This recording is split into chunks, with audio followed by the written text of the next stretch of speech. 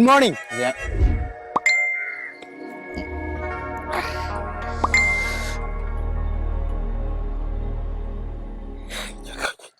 ചോറ് കഴിച്ചോ?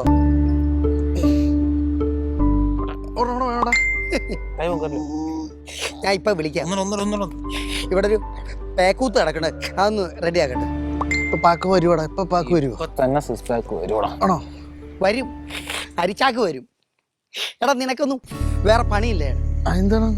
ഞാൻ അറിയാൻ മേലാഞ്ഞിട്ട് ചോദിക്കാം, എന്നാ കോപ്രായത്തിലായി കാണിക്കുന്നേ? അല്ല, നിങ്ങൾക്കോ ചെയ്യാൻ പറ്റുന്നില്ല, ഞങ്ങൾ ചെയ്യുന്നതിനെ പറ്റി നിങ്ങൾ അങ്ങോട്ട് ഡീമോട്ടിവേറ്റ് ചെയ്യാം അല്ലേ? പുള്ളി ഭയങ്കര നെഗറ്റീവാണല്ലോ. അവന് മേജർ റവിയുടെ പടത്തില്ല പട്ടാളക്കാരന്റെ റോള്, അറിയോ? അതിന്റെ സീരിയസ്നെസ് ഈ പുള്ളിക്ക് അറിയത്തില്ലടാ. ചുമ്മാ ഇരുന്ന് എടാ എന്റെ ഈ ബോഡീന്റെ ഷേപ്പും ഇത് കണ്ട നീ കണ്ട് അത്യാവശ്യം ഇങ്ങനെയെങ്കിലും വേണം. നിനക്ക് പട്ടാളക്കാരനായിട്ടല്ല, പട്ടാളക്കാരൻ്റെ ഉള്ള ഗ്രൈനേഡ് ഉണ്ടല്ലോ, അതായിട്ട് നിനക്ക് അഭിനയിക്കാം. ആ ഗ്രൈനേഡ് എന്റെ കൈ കിട്ടണല്ലോ, തന്നെ മൊട്ടത്തലടിച്ചാൻ.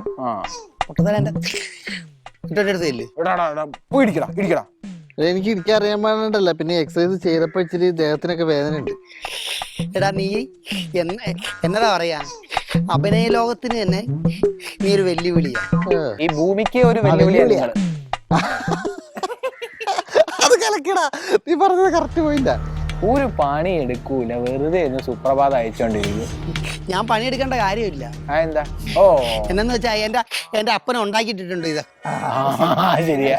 ഇതൊക്കെ നോക്കി നടത്താൻ ഒരു മാനേജർക്ക് വരാണ് എന്റെ കെട്ടിയോളാക്കിയിട്ടുള്ളത്. ആ കെട്ടിയോളെ വേട്ടപ്പട്ടിയെ പോലെ ഇവിടെ ഇരിപ്പുണ്ട്.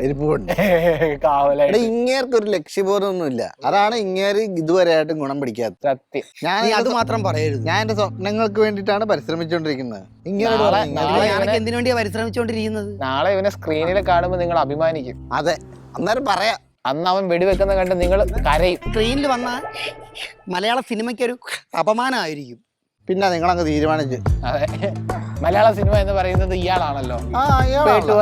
അതെ, ഇങ്ങനെ തിയേറ്ററിൽ പോയി സിനിമ പോലും കാണാറില്ല, എന്നിട്ടാണ് ഈ വർത്തമാനം പറയുന്നത്. അയാൾക്ക് മര്യാദ സിനിമയുടെ പേര്. എന്നെ പോലുള്ള അവന്മാരെ പടം കണ്ടിട്ട് ഒരു കാര്യവുമില്ല. അതുണ്ടായിരുന്ന ഒരു കാലത്ത്, അന്ന് നസീർ സാറും മധുസാറേയും കാലത്ത് നീയൊക്കെ വന്നതോടുകൂടി മലയാള സിനിമ നശിച്ച്. ഇപ്പോഴാണെങ്കിൽ നാറ്റം കാരണം മലയാള സിനിമയുടെ വഴിക്ക് പോകാൻ വയ്യ. പോവണ്ട, അവിടെ ഇരുന്നിട്ട് മെസ്സേജ് അയച്ച് കളിച്ചോ കേട്ടോ. ആ തേങ്ങ വീഴാണ്ട് നോക്കും. തേങ്ങ എന്ന സമയത്ത് വീഴുമായിരുന്നു. സത്യം, 1-2 മിനിറ്റ് പോടാ പോടാ, നീയൊക്കെ പോയി പറ്റിയുള്ള പണി ചെയ്യണം. മറ്റേ ആപ്സ് ഒന്നും അടിച്ചു. എന്നിട്ട് അയാളുടെ സിക്സ് പാക്കിലുണ്ടല്ലോ. ഞാനിവിടെ അന്തേവാസികളായിട്ട് 2 അവന്മാരുണ്ട്. അവന്മാർക്ക് കുറച്ച് ഉപദേശം കൊടുത്തു. വെട്ടി വെച്ച് നീ ഒരു സൂപ്പർ സ്റ്റാർ ആവുക.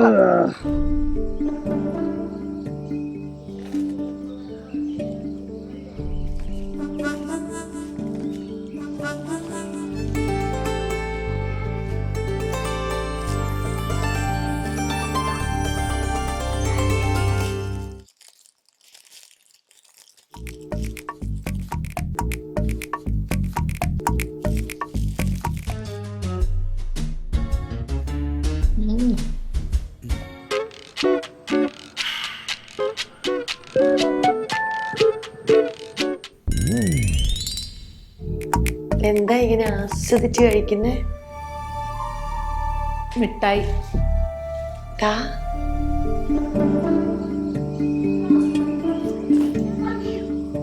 എവിടെ നിട്ടിയതാ ഇത്? നല്ല മിഠായി ആണല്ലോ.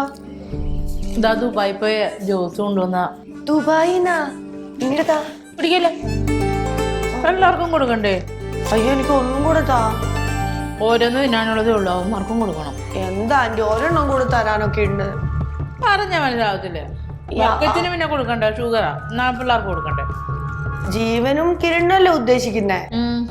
അവന്മാരെ ഞാൻ ഇപ്പൊ പുറത്തുണ്ടല്ലോ, ഞാൻ കൊടുത്തോളാം. കൊടുക്കുവാ? പിന്നില്ലേ, നമ്മൾ ഓരോന്ന് തിന്നാലും അവർക്ക് കുറക്കാൻ പാടില്ലല്ലോ. അല്ല, അപ്പൊ എനിക്കൊരെണ്ണവും ഇത് 4 എണ്ണവും. അവര് ഗസ്റ്റ് അല്ലേ, പേയിങ് ഗസ്റ്റ് അല്ലേ. ഓ അങ്ങനെ. അതെ അതെ അതെ, ഒരെണ്ണം കൂടെ കൊടുക്കുന്നു. എന്നാ ഇല്ല, ഈ 2 എണ്ണം കൊടുത്താൽ പാവങ്ങളല്ലേ, ഗസ്റ്റ് അല്ലേ. 3 എണ്ണം വീതം കൊടുക്കാം അല്ലേ? ഷോ, എനിക്കൊരെണ്ണം. താങ്ക്സ്. കൊണ്ടു കൊടുക്കട്ടെ?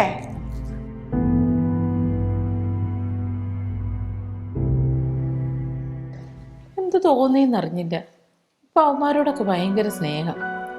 നല്ല മാറ്റമുണ്ട് നിത്യമോക്ക്. എന്തായാലും മാറിയല്ലോ. കീരിയും പാമ്പുമായിട്ട് നടന്ന പിള്ളാരാ. കൊള്ളാം എന്തായാലും.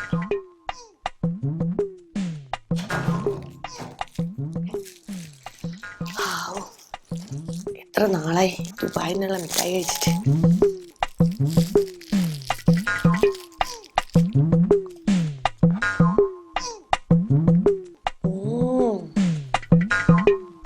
വാവ്, പൊളി.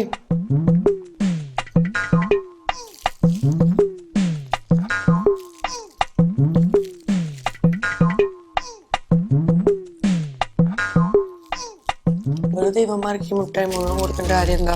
പിന്നെ അവന്മാർക്കേ കൊടുക്കാൻ പോവാണ് ഞാനിപ്പോ. ഭയങ്കര സ്നേഹം, എന്തൊരു സ്നേഹം. പിന്നെ ഇത് തന്നെ.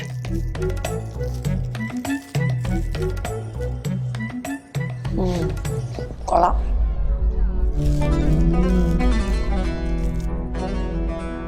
നീ എന്നെ എടുക്കുക.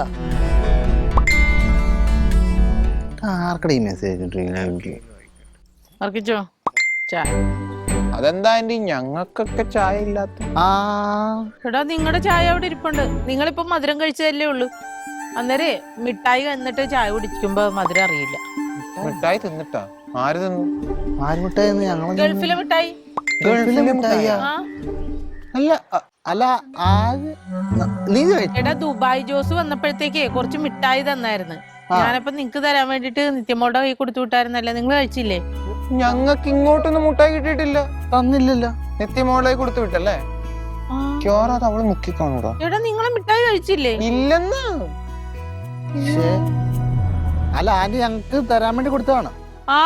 എത്ര എണ്ണം ഉണ്ടായിരുന്നു? കൊറേ ഉണ്ടായിരുന്നു. 5-6 ഉണ്ടായിരുന്നു. 5-6 മുട്ടായി ഒറ്റയ്ക്ക് ഇരുന്ന് തിന്നണം. എടാ കിട്ടിയില്ല ഞങ്ങക്ക്.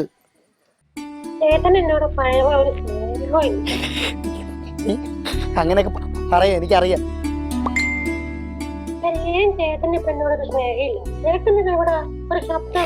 ഏതോ കാലമാണെ വണ്ടിയായിട്ട് പോകുന്നുണ്ട്.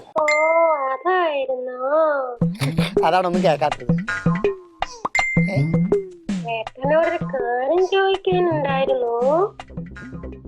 എനിക്ക് മനസ്സിലായി.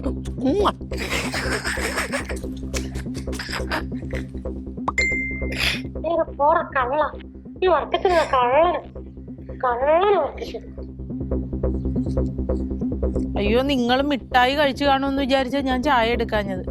സാധാരണ നമ്മള് മിഠായി തിന്നിട്ട് ചായ കുടിക്കുമ്പോ മധുരം അറിയൂലല്ലോ. അതുകൊണ്ടാണ് നിങ്ങക്ക് എടുക്കാഞ്ഞത്. നമുക്ക് തരേണ്ട മുട്ടായി നീ ചോദിച്ചാ അവളോട്. ചോദിക്കാല്ലേ? നിത്യേ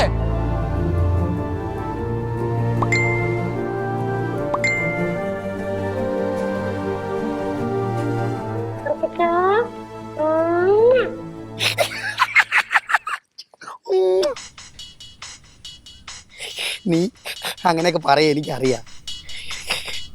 കൊച്ചു കള്ളി. മോശം എന്ന് പറഞ്ഞാൽ വളരെ മോശം.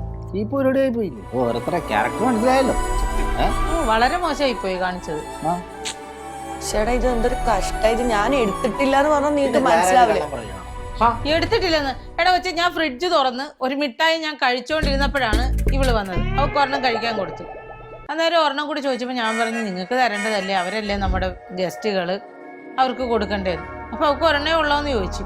അല്ല നിർത്ത്. എപ്പോ എവിടെ ഏത് ഫ്രിഡ്ജ് എന്ത് ചോക്ലേറ്റ് എനിക്കൊന്നും അറിയാൻ പാടില്ല. ഈ അടുക്കളയിൽ എത്ര ഫ്രിഡ്ജ് ഉണ്ട്? ഒരു ഫ്രിഡ്ജേ ഉള്ളൂ, ഞാൻ കണ്ടിട്ടില്ല.